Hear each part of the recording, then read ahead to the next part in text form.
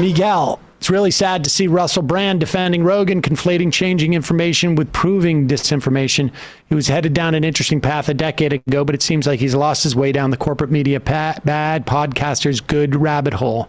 Yeah, he's on the IDW train. He's sort of got the Weinstein brainworm, which is interesting because his old partner on the old BBC shows, Matt Morgan, takes coronavirus seriously, and it's a shame.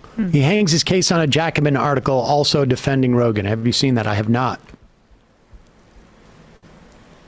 Why do you... That was the Branko Marcetic article, and it's not really defending Rogan, except saying like calls for censorship aren't going to lead to a whole liberation. Yeah, I mean, first off, I don't know what kind of calls for censorship we've heard in terms of Rogan.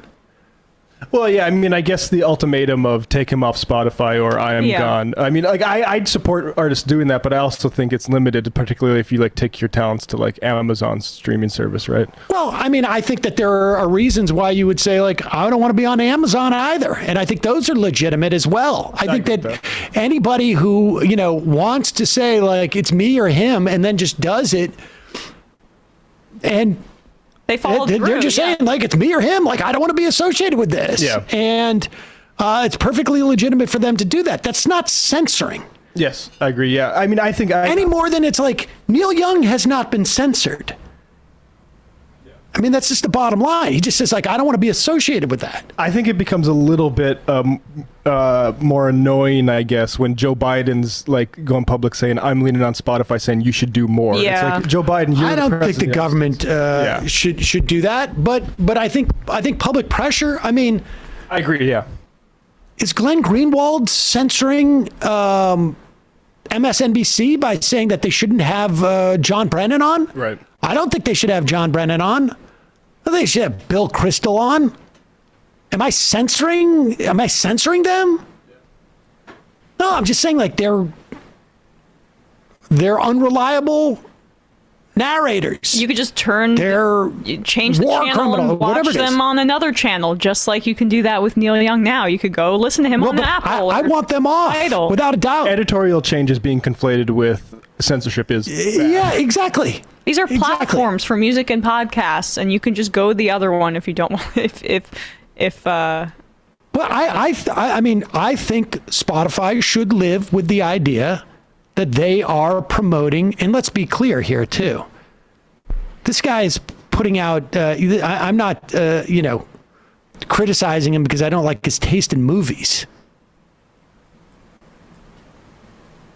The idea that you can't critique. That's what this is about. They are protecting themselves from critique, and in other instances, it's just I'm going to. I want to suck at this teat and get some of the runoff. That's what it is, honestly. Yeah, a good tweet from Jameson Foser on said, what's the alternative to firing people for having bad opinions when their job is essentially having opinions? Yeah. Like, say, New York Times columnists, the alternative is that they must be allowed to retain great influence regardless of lack of merit, aristocracy. And that's exactly what's being protected when we talk about cancel culture as these elite media editorial disputes. When I call for Tom Friedman to be fired from the New York Times, am I censoring Tom Friedman? When I say the New York Times is horrible because they have Tom Friedman, you can agree or disagree with that, but am I censoring Tom Friedman? Incidentally, both Tom Friedman and Joe Rogan, incredibly, incredibly wealthy.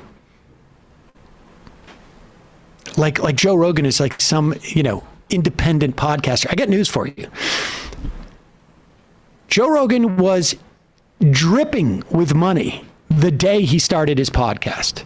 Dripping with money. He hosted Fear Factor. Well, I don't know what the truth. He was on news radio he was getting, I would guess, $600,000-$700,000 annually. He had a development contract with Disney for talent in the 90s. Oh my God. I haven't heard about that because doesn't seem to be a lot of talk about that, but that's on his Wikipedia. I'd be curious. Oh, no. There's no doubt in my mind. I mean, I know. I made that kind of money in sitcoms at that time. I know exactly. He made millions from news radio. And then made millions from Fear Factor. And then whatever, he did a bunch of stuff in between too, I think. The guy was dripping with money when he started his podcast.